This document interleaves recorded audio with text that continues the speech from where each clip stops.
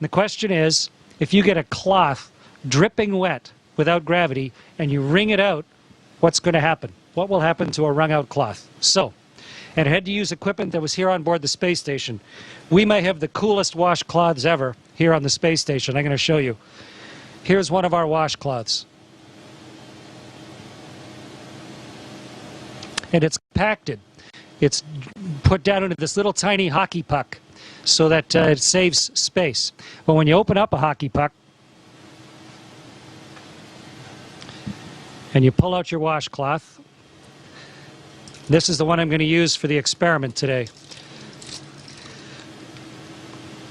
And so when you open up your hockey puck and turn it into a washcloth, it was compressed in a great big vise somewhere. Okay, so here's my washcloth, like a magic trick.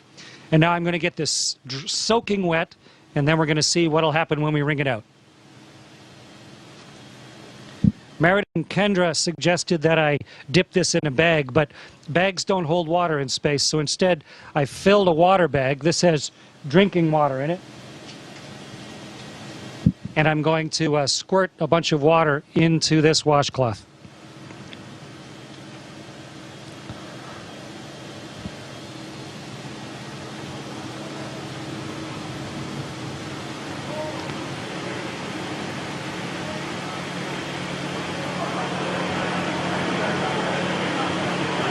Okay, so here's a soaking wet washcloth. Get the microphone so you can hear me while I'm talking. And now let's start wringing it out. It's really wet.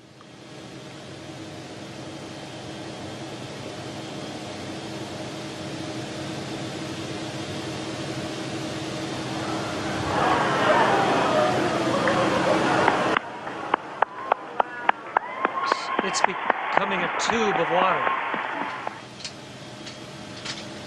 The water's all over my hands, in fact. It wrings out of the cloth into my hands. And if I let go of the cloth carefully,